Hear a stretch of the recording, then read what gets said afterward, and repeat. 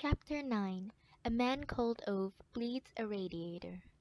They say the brain functions quicker while it's falling, as if the sudden explosion of kinetic energy forces the mental faculties to accelerate until the perception of the exterior world goes into slow motion.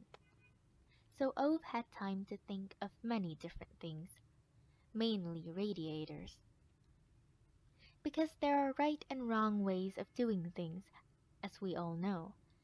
And even though it was many years ago, and Ove could no longer remember exactly what solution he'd considered to be the right one in the argument about which central heating systems should be adopted by the Residents' Association, he did remember very clearly that Rune's approach to it had been wrong. But it wasn't just the central heating system. Rune and Ove had known one another for almost 40 years, and they had been at loggerheads for at least 37 of them. Ove could not, in all honesty, remember how it all started. It wasn't the sort of dispute where you did remember. It was more of an argument where the little disagreements had ended up so entangled that every new word was treacherously booby-trapped, and in the end it wasn't possible to open one's mouth at all without setting off at least 4 unexploded mines from earlier conflicts. It was the sort of argument that had just run and run and run, until one day it just ran out. It wasn't really about cars, properly speaking, but Ove drove a Saab after all, and Rune drove a Volvo. Anyone could have seen it wouldn't work out in the long run.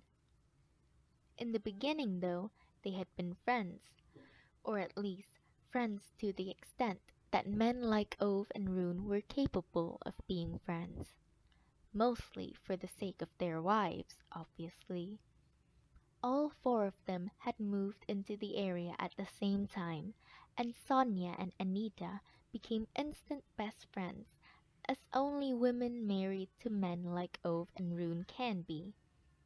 Ove recalled that he had at least not disliked Rune in those early years, as far as he could remember. They were the ones who set up the Residents' Association, Ove as chairman and Rune as assistant chairman. They had stuck together when the council wanted to cut down the forest behind Ove's and Rune's houses in order to build even more houses.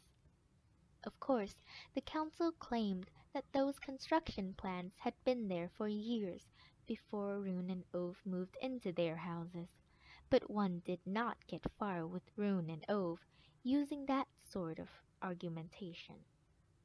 "It's war, you bastards!" Rune had roared at them down the telephone line, and it truly was. Endless appeals and writs and petitions and letters to newspapers. A year and a half later the council gave up and started building somewhere else instead. That evening Rune and Ove had drunk a glass of whiskey each on Rune's patio. They didn't seem overly happy about winning, their wives pointed out. Both men were rather disappointed that the council had given up so quickly. These 18 months had been some of the most enjoyable of their lives. Is no one prepared to fight for their principles any more? Rune had wondered. Not a damn one, Ove had answered. And then they set a toast to unworthy enemies.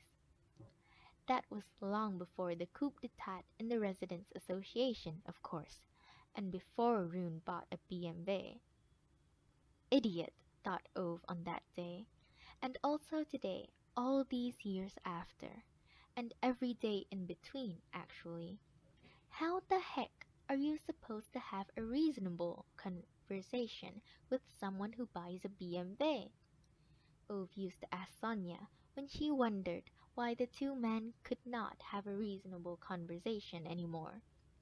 And at that point Sonia used to find no other course but to roll her eyes while muttering, "You're hopeless." Ove wasn't hopeless, in his own view. He just had a sense of there needing to be a bit of order in the greater scheme of things. He felt one should not go through life as if everything was exchangeable, as if loyalty was worthless. Nowadays, people change their stuff so often that any expertise in how to make things last was becoming superfluous. Quality, no one cared about that anymore.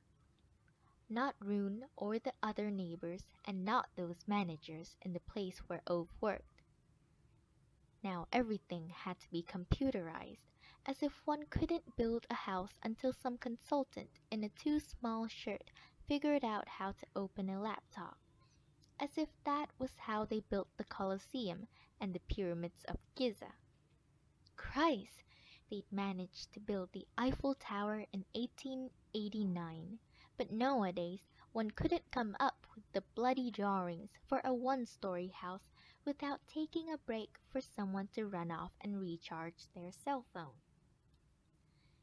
This was a world where one became outdated before one's time was up.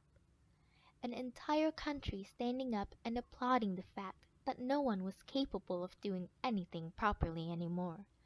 The unreserved celebration of mediocrity. No one could change tires, install a dimmer switch, lay some tiles, plaster a wall, file their own taxes. These were all forms of knowledge that had lost their relevance, and the sorts of things Ove had once spoken of with Rune. And then Rune went and bought a BMW. Was a person hopeless because he believed there should be some limits? Ove didn't think so.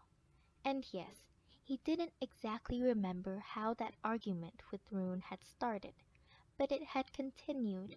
It had been about radiators and central heating systems and parking slots and trees that had to be felled and snow clearance and lawn mowers and rat poison in Rune's pond. For more than 35 years they had paced about on their identical patios behind their identical houses, while throwing meaningful glares over the fence. And then one day, about a year ago, it all came to an end. Rune became ill, never came out of the house any more. Ove didn't even know if he still had the BMW. And there was a part of him that missed that bloody old sod. So, as they say, the brain functions quicker when it's falling, like thinking thousands of thoughts in a fraction of a second. In other words, Ove has a good deal of time to think after he's kicked the stool over and fallen and landed on the floor with a lot of angry thrashing. He lies there, on his back, looking up for what seems like half an eternity at the hook still up on the ceiling. Then, in shock, he stares at the rope, which has snapped into two long stumps. This society, thinks Ove, can't they even manufacture rope anymore? He swears profusely while he furiously tries to untangle his legs. How can one fail to manufacture rope, for Christ's sake? How can you get rope wrong? No, there's no quality anymore, Ove decides. He stands up, brushes himself down, peers around the room and ground floor of his row house, feels his cheeks burning. He's not quite sure if it's because of anger or shame. He looks at the window and the drawn curtains, as if concerned that someone may have seen him. Isn't that bloody typical, he thinks. You can't even kill yourself in a sensible way anymore. He picks up the snapped rope and throws it in the kitchen wastebasket, folds up the plastic sheeting and puts it in the IKEA bags, puts back the hammer action drill and the drill bits in their cases, then goes out and puts everything back in the shed. He stands out there for a few minutes and thinks about how Sonia always used to nag at him to tidy the place up. He always refused, knowing that any new space would immediately be an excuse to go out and buy more useless stuff with which to fill it. And now it's too late for tidying, he confirms. Now there's no longer anyone who wants to go out and buy useless stuff. Now the tidying would just result in a lot of empty gaps, and Ove hates empty gaps. He goes to the workbench, picks up an adjustable wrench and a little plastic watering can. He walks out, locks the shed, and tugs at the door handle 3 times. Then goes down the little pathway between the houses, turns off by the last mailbox, and rings a doorbell. Anita opens the door. Ove looks at her without a word, sees Rune sitting there in his wheelchair, vacantly staring out of the window. It seems that's all he's done these last few years. "Where have you got the radiators, then?" mutters Ove. Anita smiles a surprised little smile, and nods with equally mixed eagerness and confusion. "Oh, Ove, that's dreadfully kind of you, if it's not too much trouble." Ove steps into the hall without letting her finish what she's saying, or removing his shoes. Yeah, this crappy day is already ruined anyway.